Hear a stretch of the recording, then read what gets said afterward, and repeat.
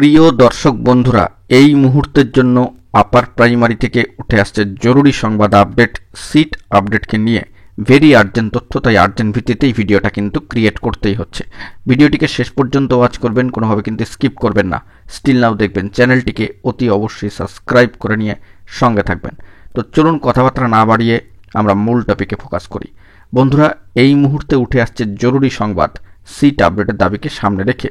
তো আমরা সকলেই জানি আজকে সেই ঐতিহাসিক দিন যেখানে ইন্টারভিউ বঞ্চিত আপার প্রাইমারি চাকরিপ্রার্থীবৃন্দ তথা বঞ্চিত আপার প্রাইমারি চাকরিপ্রার্থীবৃন্দের তরফ থেকে বিশেষ কর্মসূচি কিন্তু গ্রহণ করা হয়েছিল। সম্মানীয় শহীদ মাতঙ্গিনী হাজরা মূর্তির পাদদেশ অঞ্চল থেকে সেই কর্মসূচি কিন্তু শুরু হয়ে যায় এবং 1000তম দিনের মাইল ফলকটি ছুঁয়ে সেই বিশেষ কর্মসূচি কিন্তু অনুষ্ঠিত হয়।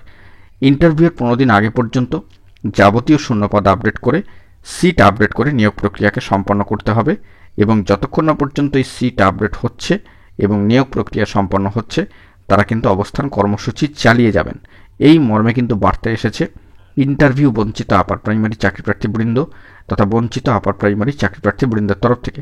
একেবারে সম্মানীয় শহীদ মাতঙ্গিনী হাজরা মূর্তির পাদদেশ অঞ্চল থেকে তারা অবস্থান কর্মসূচি পালন করেছেন এবং সেই সূত্র ধরেই কিন্তু বার্তা উঠে আসছে সিট আপডেটের দাবিকে কেন্দ্র করে।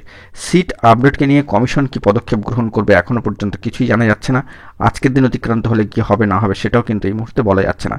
আমাদেরকে ফোকাস রাখতে হবে সেই দিকে যে কিছু ঘটবে কিনা। তবে তারা কিন্তু তাদের দাবিতে অনড়। সিট আপডেটকে কেন্দ্র করে তারা কিন্তু অনড় অবস্থান করছেন এবং চালিয়ে যাবেন সেই অবস্থান কর্মসূচি। কোনোভাবেই তারা কিন্তু পিছু হটবেন না। গেজেট রুলকে মান্যতা দিয়ে ইন্টারভিউর 15 দিন আগে পর্যন্ত যাবতীয় শূন্যপদ আপডেট করে নিয়োগ প্রক্রিয়া সম্পন্ন করার দাবি তারা রাখছেন আজকে 1000তম দিনের মাইল ফলকটি ছুঁয়ে। তো দেখা যাক এই বিষয়ে পরবর্তী ক্ষেত্রে কি আপডেট উঠে আসে। এখন এটুকুই, সকলে ভালো থাকবেন, চ্যানেলটিকে সাবস্ক্রাইব করে সঙ্গে থাকবেন। ধন্যবাদ।